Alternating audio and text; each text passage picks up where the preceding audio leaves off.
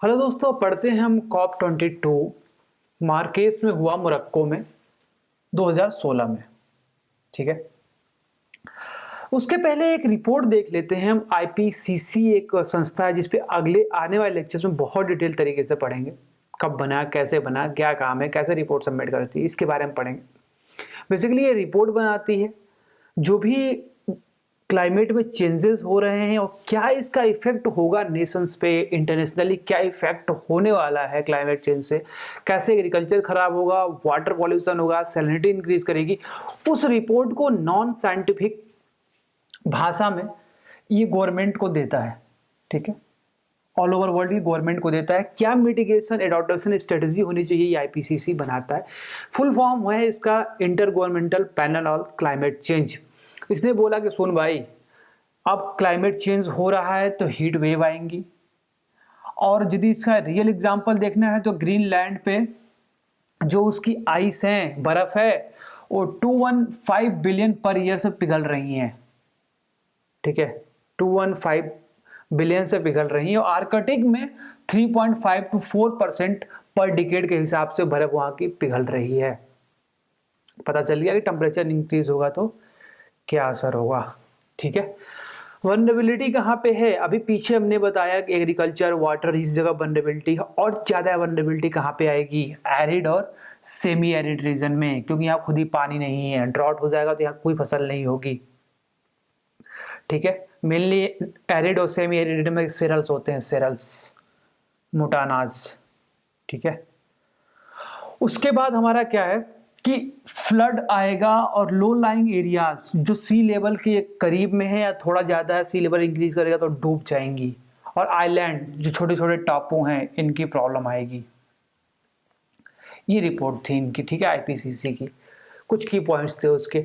COP21 Marquez में हुआ Morocco में 2016 में, नवंबर 2016 में। इसमें 197 कंट्रियों ने शिरकत करी, 196 यूएई और पैलेस्तीन ने इसमें शिरकत करी। इसमें तीन चीजें आपको देखने को मिलेगी। पहला CMP12, CMA1 और COP22। तो COP22 तो आपको पता ही है, कॉन्फ्रेंस ऑफ पार्टीज। जो भी नेशनल आपके लीडर्स होते हैं, देश के प्रमुख होते हैं, वो जाते हैं, एक साथ मिलते हैं और क्लाइमेट चेंज पे बात करते हैं। ये कॉन्फ्रेंस ऑफ पार्टीज हो गई। CMP12 क्या है सर? CMP12 वो है दोस्तों जो लोग क्योटो प्रोटोकॉल में काम कर रहे थे। अब बात ये है कि क्योटो प्रोटोकॉल 2005 से लागू हुआ, तो ये 2005 से ये पार्टीज मिल रही हैं जो उसकी सिग्नेटरी हैं क्योटो प्रोटोकॉल की, वो भी इसमें आई थी। बोलोगे सर कॉप तो सारे कंट्री थी तो CMP क्या अलग है? नहीं, CMP इसी के अंदर है। बस ये क्योटो प्रोटोकॉल का रेगुलेटरी है, उसके रूल्स हैं, वो फॉलो हो रहे हैं कि नहीं। एडॉप्टेशन और मिटिगेशन स्ट्रेटजीज जो क्योटो प्रोटोकॉल में लगाई गई है वो फॉलो हो रहे हैं कि नहीं, ये CMP देखती है। तो बोलोगे सर CMA1 क्या है? CMA1 वो है दोस्तों, ये पेरिस एग्रीमेंट में जो लोग सिग्नेटरी हैं, ये भी अब सिग्नेटरी है तो कॉप के अंदर ही सारे, लेकिन कुछ लोग उसके अंदर CMP को देख रहे थे जो सिग्नेटरी थी कंट्रीज। ठीक है, अब सिग्नेटरी कौन नहीं थी यहाँ पे क्योटो प्रोटोकॉल में? सिग्नेटरी आपकी USA तो सिग्नेटरी थी लेकिन उसको रेटिफाई नहीं किया था। ठीक है, और CMA1 का क्या सीन था कि CMA1 में ये आपका ये है पेरिस एग्रीमेंट। जो पेरिस एग्रीमेंट में लोग थे वो यहाँ पे काम कर रहे थे। तो दोस्तों CMA1 वो लोग थे जो पेरिस एग्रीमेंट में काम कर रहे थे। ओके, पेरिस एग्रीमेंट में वो लोग भी मिले साथ में, और COP22 ये साथ में मिलकर पोस्ट 2020 में क्या होने वाला है इसका खाका तैयार करने वाले हैं, मतलब कर रहे थे। काम क्या था कि ऑपरेशनलाइज करना था हमारे पेरिस एग्रीमेंट को। जो भी पेरिस एग्रीमेंट हुआ उसका ऑपरेशनलाइज करना था, और एडवांस वर्क करना था हमारा। जो पोस्ट 2020 के बाद जो काम होने वाला है उसको प्री 2020 में एडवांस वर्क कर रहे थे इस पे। ठीक है, तो वर्क क्या क्या हुआ? हाँ, एक्सेप्ट कर लिया गया कॉमन बट डिफरेंशियल रिस्पॉन्सिबिलिटीज। उसके बाद डेवलप कंट्री ने बोला हाँ, उन्होंने रीअफर्म किया कि हाँ भाई हम 100 बिलियन पर ईयर देंगे आप लोगों को, कोई दिक्कत नहीं है। इसके बाद इन्होंने दोहा एग्रीमेंट को, जो लोग दोहा एग्रीमेंट को रेटिफाई नहीं किए हैं उनको रेटिफाई करना चाहिए, ये बोला गया इसमें। इसके बाद रूल बुक तैयार करनी पड़ेगी पेरिस एग्रीमेंट के लिए, क्या क्या रूल होगा पेरिस एग्रीमेंट में, और कैसे, क्योंकि रूल बुक इसलिए कि किस रूल पे कंट्रीज काम करेंगी, कैसे ऑपरेशनलाइज करेंगी, कैसे मिटिगेशन करेंगी, कैसे एडॉप्टेशन करेंगी, इसलिए। और इन्होंने बोला कि अब फ्लो को जरा इंक्रीज कर दीजिए, वॉल्यूम भी इंक्रीज कर दिए, क्योंकि रेजिलियंस ज़्यादा रेजिलियंस करना पड़ेगा, जल्दी से कोप अप करना पड़ेगा, क्योंकि 2015 सबसे वार्मेस्ट ईयर था हमारा वर्ल्ड का।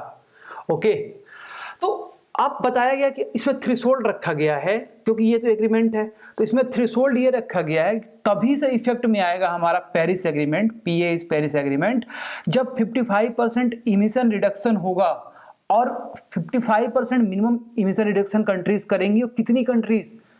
55 कंट्रीज, 55% आपको इमिशन रिडक्शन करना पड़ेगा, 55 कंट्रीज करेंगी। लेकिन अब कितने, यहाँ पे देखें तो कितने कंट्रीज ने रेटिफाई कर दिया अब तक? 111 कंट्री ने हमारी रेटिफाई कर दिया है इस एग्रीमेंट को। ठीक है, क्लियर हो गया। अब दोस्तों बात करते हैं यूएसए की प्रॉब्लम। ट्रम्प चुनाव हुआ, ट्रम्प जीते, वो कह रहे हैं कि हमारी इकोनॉमी स्लो डाउन कर रही है, इकोनॉमी स्लो डाउन कर रही है, और मैंने प्रॉमिस किया है कि मैं यूएसए वालों को जॉब दूंगा, तो क्या करोगे? उन्होंने बोला कि नहीं, मुझे इंटेंस इंडस्ट्रियलाइजेशन करना पड़ेगा, मतलब कि हमें ज़्यादा कोल और पेट्रोलियम जलाना पड़ेगा, हमें ज़्यादा प्रोडक्शन करना पड़ेगा। क्यों प्रोडक्शन करोगे भाई? क्योंकि जो हमारी इकोनॉमी है ना, ये कंजम्पशन लेड इकोनॉमी है। अब बोलोगे सर कंजम्पशन लेड इकोनॉमी क्या है? कि ज़्यादा कंज्यूम होगा तो ज़्यादा प्रॉफिट जाएगा इंडस्ट्रीज के पास, और ज़्यादा प्रोड्यूस करेंगे, और ज़्यादा प्रोड्यूस करेंगे तो और ज़्यादा कंज्यूम होगा, और ये साइकिल हमारी चलती रहेगी। ज़्यादा कंज्यूम होगा मतलब हमारी इकोनॉमी और इंक्रीज करेगी, इकोनॉमी इंक्रीज करेगी तो पर कैपिटा इनकम इंक्रीज करेगा, पर कैपिटा इनकम इंक्रीज करेगा मतलब पैसा आएगा, तो अब आलू की सब्जी नहीं पनीर खाऊंगा। ये है कॉन्सेप्ट हमारा कंजम्पशन लेड इकोनॉमी की। तो ये हमारा चल रहा था कॉन्सेप्ट COP 21, और यूएसए ने अभी तक, यूएसए की ये प्रॉब्लम चल रही है। हुआ क्या था दोस्तों कि COP 21 में ओबामा ने प्रॉमिस तो कर दिया था एग्जीक्यूटिव एक्शन के थ्रू, एग्जीक्यूटिव एक्शन उन्होंने लिया था, और उन्होंने बोला कि हाँ ठीक है मैं ये एमिशन रिडक्शन कम करूंगा, लेकिन सीनेट जो उसके वहां के अंदर ही कांग्रेस है, उसने उसको रेटिफाई नहीं किया है अभी तक। ठीक है, ना ही उसने क्योटो प्रोटोकॉल को रेटिफाई किया, ना ही पेरिस एग्रीमेंट को उसने रेटिफाई किया है। तो ये प्रॉब्लम हमारी आ रही है ड्यू टू यूएसए प्रॉब्लम। यदि ये चला जाता है पेरिस एग्रीमेंट से तो प्रॉब्लम बहुत ज़्यादा इंक्रीज कर जाएगी, क्योंकि बिगेस्ट हमारा इमिट करता है CO2 हमारे एटमॉस्फेयर में, तो इससे प्रॉब्लम और बढ़ जाएगी हमारी। तो थैंक्स फॉर वॉचिंग दोस्तों, हैव ए नाइस डे।